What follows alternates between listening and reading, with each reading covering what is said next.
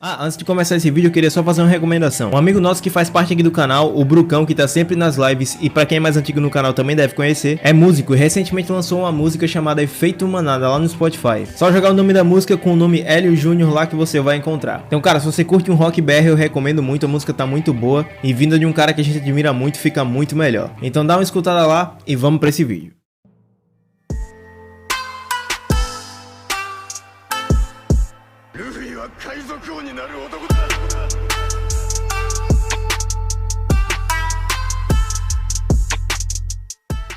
Mas antes de irmos direto para esse vídeo, nós vamos falar sobre o patrocinador desse vídeo. É um aplicativo onde você pode ver filmes, séries, desenhos, animes, jogos de futebol, conteúdo infantil e muito mais. Compatível com quase todos os dispositivos Android que existem. Nele você pode ver One Piece em excelente qualidade, sem anúncios e até ver seu time jogar no seu campeonato favorito. Uma das maiores vantagens é que esse aplicativo é livre de anúncios, então você pode ver seu conteúdo favorito sem aquelas interrupções chatas. E tudo isso na melhor qualidade de imagem, até em 4K. Incrível, né? Nós já utilizamos esse aplicativo, então baixem vocês também. Todos os links estão na descrição e no comentário fixado. Agora sim, vamos voltar para o vídeo.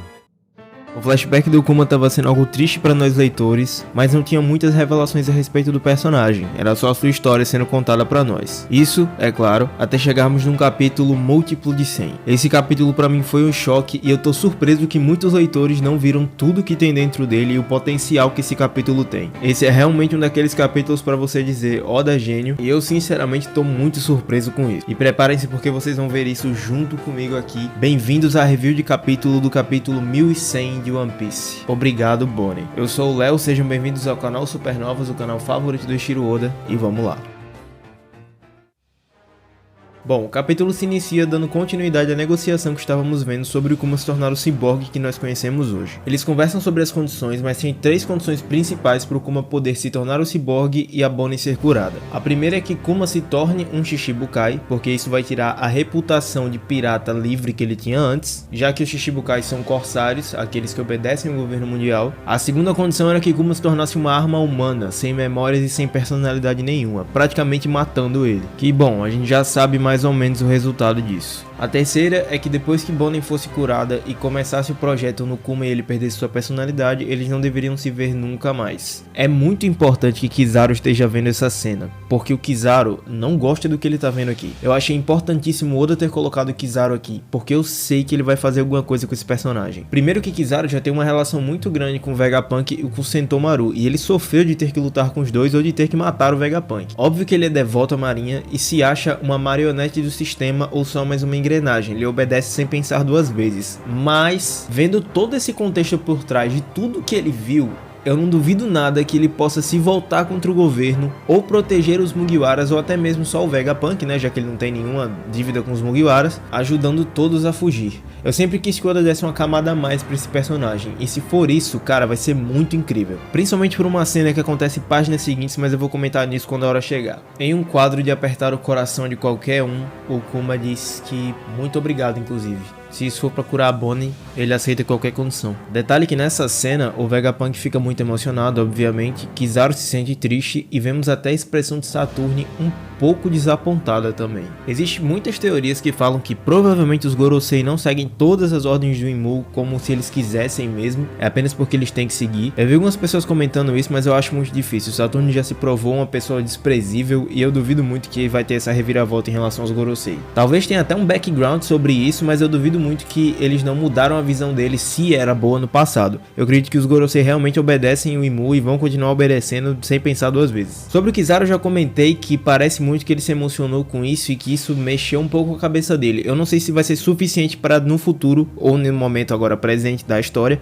o Kizaru de alguma forma se voltar contra a marinha e ajudar o Chapéu de Palha e o Vegapunk. Mas ainda assim é um ponto a se considerar, visto que o Oda deu muito destaque para ele nesse flashback. E sobre o Vegapunk, no capítulo passado eu fiquei com a impressão de que o Vegapunk estava se aproveitando muito da situação do Kuma. Isso é claro pode ser pelo seu fascínio pela ciência e como ele queria fazer as coisas, mas ainda assim aquela expressão que ele fez no último capítulo me deixou um pouco pé atrás com o Vegapunk. Não que ele seja um vilão ou tão desprezível quanto o Saturne, mas é muito curioso que ele é um pouco oportunista em algumas situações, mesmo tendo um contexto muito triste como o do Kuma. Já nesse capítulo aqui ele se mostra um pouco mais empático, mas ainda assim é curioso ver esse tipo de atitude no Vegapunk. Porque do Kuma até podemos esperar certa doçura e inocência, visto a vida toda dele. Agora o Vegapunk criar um exército de armas dizendo que queria paz com isso, bom, é um pouco difícil de não se desconfiar, mas vamos ver o que os próximos capítulos têm pra nos contar aí. Temos algumas páginas do envolvimento dos personagens que estavam na ilha do Vegapunk, e aqui é o ponto que eu queria comentar a respeito do Kizaru. Tem uma cena em que o Kuma ensina a dança do Nika e os tambores de libertação pra ele. Muito provavelmente o Kuma deve ter contado sobre essa história também. Essa cena nas sombras, essa roda que eles fizeram, cara, é exatamente igual a cena do capítulo lá em Skype, do capítulo 253. Então o Oda faz a gente ver o Kizaru tendo todos esses acontecimentos na vida dele, vendo tudo isso que aconteceu, tendo uma relação muito forte com o Vegapunk, Sentomaru e também com o Kuma e a Bonnie, e ainda mostra ele dançando com a dança do Nika. Pode ser que ele não mude a posição dele dentro da marinha, mas ainda assim, cara, não é muito curioso ver o Oda mostrando tudo isso do personagem? Porque na prática o Kizaru nem precisava estar ali, o Oda que colocou ele pra estar envolvido dentro da história. E vocês sabem muito bem que Eiichiro Oda não dá ponto sem nó. Então o tempo certo passa, a Bonnie volta pro Reino Sorbet, Kuma vem junto com ela, a gente tem uma despedida muito triste deles dois, e a gente vê que a CP8 cuidou da escolta, entre aspas, da Bonnie, e eles até ameaçam o Kuma de matá-la se alguma coisa sair do controle. Cara, que nojo desses personagens. Então Kuma fala uma das coisas mais chocantes em todo esse flashback pra mim. Ter falado que queria se tornar um ciborgue e tudo que aconteceu com ele ao longo desse flashback não se compara a como foi triste Kuma dizer: Bonnie, obrigado por ter nascido. Visto a vida desse personagem, Bonnie foi o único motivo que ele teve pra sorrir e pra viver. Então ele se despede e é nessa página do capítulo que vemos ele se tornar um Shichibukai e a reação de outros Shichibukais pelo mundo. Vemos do Flamingo, o Crocodile, o Mihawk, é muito bom ver a Robin como ela era antigamente, mas um ponto interessante é que a Álfida aparece como se ela fosse uma Shichibukai. De qualquer maneira, o comentário mais importante aqui é o que a própria Álvida faz. Ele parece tão grande quanto o Barba Branca. E bom, todo mundo já tá teorizando que o Barba Branca também é um bucaneiro, e agora temos mais um indício pra isso. Mas também não é como se todas as imagens do Barba Branca e do Kuma fossem exatamente iguais, os caras se parecem muito. E é óbvio que o mais interessante nisso tudo não é só a aparência dos personagens, mas também o contexto da vida deles. Kuma é de uma raça que foi extinta, se o Barba Branca também for, ele também tem esse passado. O sonho do Kuma e aquilo que ele mais amou em toda a sua vida foi sua família, a sua filha, e o Barba Branca, bom, dispensa comentários. O sonho dele era se tornar um pai de uma grande família, principalmente pelo fato de ele ser órfão. Kuma esperava e esperou pelo Joy Boy ou o Nika aparecer, e o Barba Branca, bom, indiretamente fez o caminho do Nika acontecer em Marineford. E o melhor de tudo é que na página seguinte, o próprio Barba Branca aparece. Ah, e o Oda e sua mania de colocar o Ace sempre que ele pode. É aí que vemos Kuma em sua aventura como pirata e ele escreve uma carta pra Bonnie. Querida Bonnie,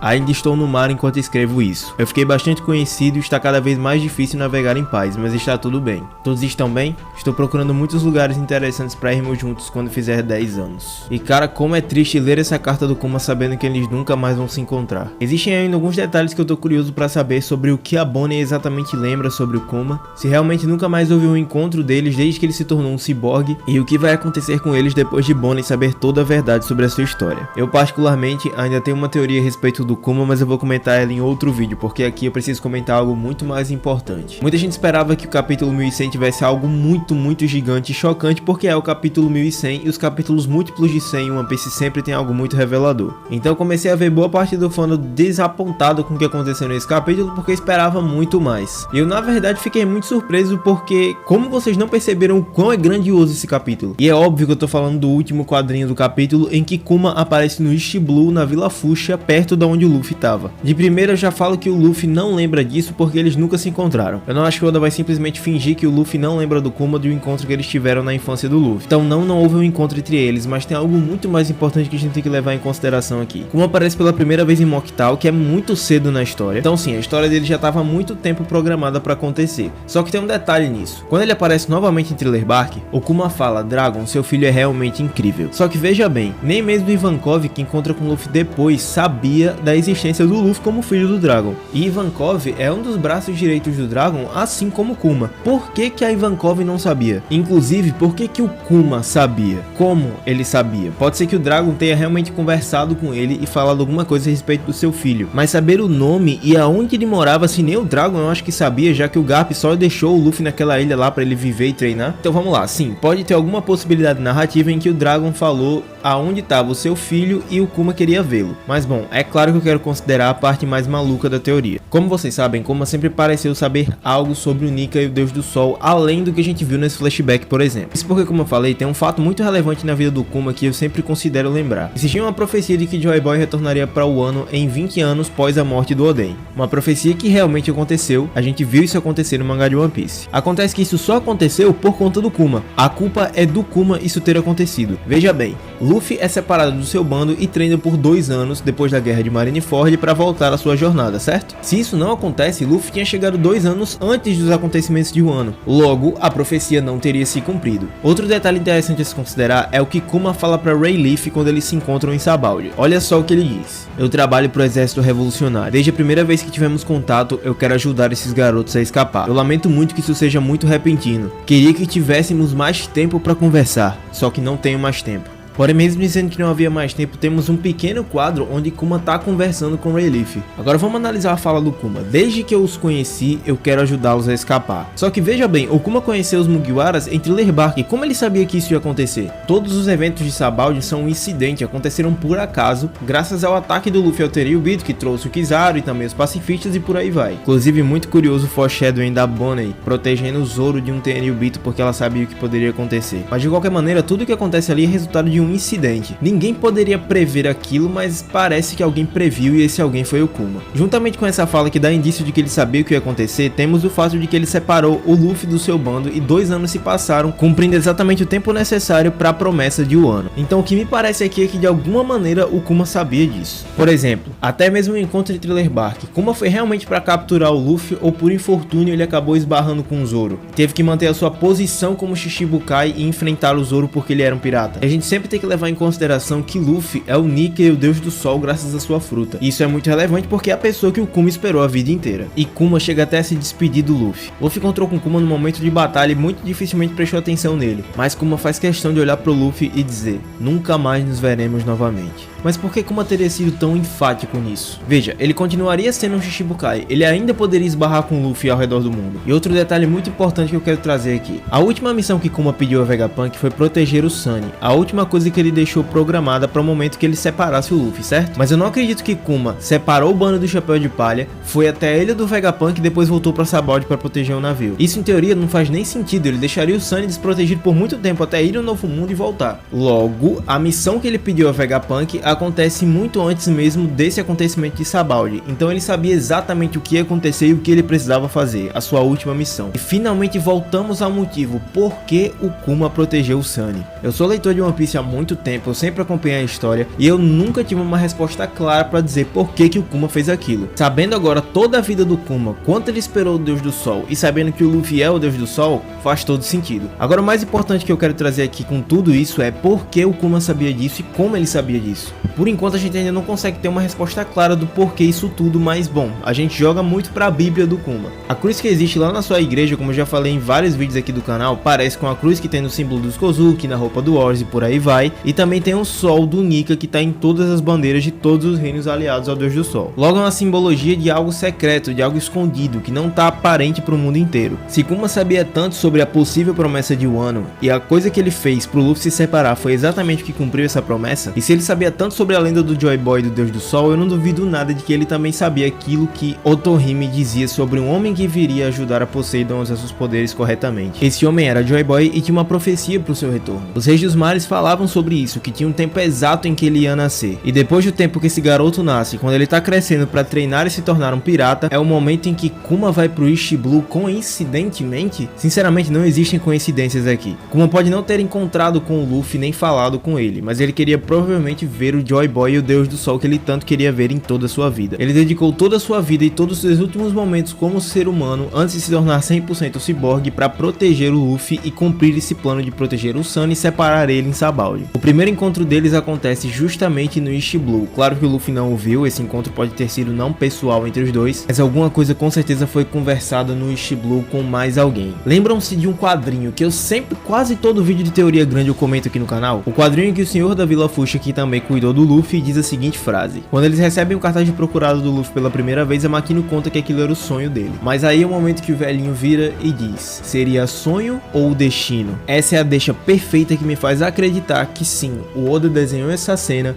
justamente para indicar que um dia nós veríamos o Kuma conversando com esse personagem sobre o Luffy e o destino que ele teria. E não, o Kuma não é um personagem que o Oda criou depois. Existe uma entrevista que o Oda conta que os Shichibukais foram criados depois. Porém, com o Kuma, eu acho que é um caso diferente. Isso porque todas essas ligações que ele tem com o Luffy no passado, é muito fácil de você simplesmente excluir o fato de que ele era um Shichibukai. Se você exclui esse fato até mesmo do flashback dele, não faz a menor diferença. E todas as ligações que o Oda fez com ele continuam fazendo sentido. Inclusive pelo fato do Kuma ter sido introduzido em Mocktown, que é quase no início da história antes de Skypiea. Isso também porque o Kuma era planejado até para ser um Mugiwara. Como eu já falei em outros vídeos também, é comentado em um SBS por um fã que as frutas dos Mugiwaras, todas elas formam os números de 1 a 10 graças ao Goro Z, que é um jogo de sílabas e números muito conhecido lá no Japão. Esse fã comenta que os números que faltavam eram Ni e Kyu, que seriam 2 e 9. Por exemplo, Ito era 1 e 10, Gomu era 5 e 6, Ni e Kyu eram 2 e 9, e Nikyu no Mi era a fruta do Kuma, a única fruta que faltava, o único tripulante que faltava. Dito isso, o Oda coloca isso no SBS, se mostra surpreso e finge que vai passar para a próxima pergunta para não responder sobre aquilo. Obviamente o fã descobriu que era aquilo mesmo. Então não, eu não acredito que o Kuma foi introduzido depois na história ou foi criado depois. Ele já é um dos projetos iniciais do Oda. O título de Shichibukai só encaixou melhor depois, até para dar uma justificativa do porquê que ele serviu ao governo mundial. Mas sim, ele já era um personagem que pra mim estava programado desde o início, até por conta do primeiro capítulo e da interação que vamos ver no próximo capítulo. O editor afirma que no próximo capítulo teremos uma capa colorida e páginas coloridas no capítulo, coloridas pelo próprio Oda, certo? Só existem 2 capítulos na história de One Piece que tem páginas coloridas. O primeiro capítulo da história e o capítulo que se passa depois do retorno do flashback, quando o Luffy pega seu chapéu de volta e parte para sua jornada. O início da jornada do Luffy e o reinício da jornada dele. O reinício da jornada do Luffy foi culpa do Kuma. E se o início da jornada do Luffy também for graças a ele? E se esse for o tal grande acontecimento que a gente vai ver nesse flashback? Eu não duvido nada que o Kuma possa ter feito isso para auxiliar o caminho do Deus do Sol, e com certeza ele seria um mensageiro e aquele que guiou os passos do Luffy até chegar no momento que ele precisava chegar. Mas isso é claro, a gente só vai saber quando vier o próximo capítulo e é assunto para um próximo vídeo.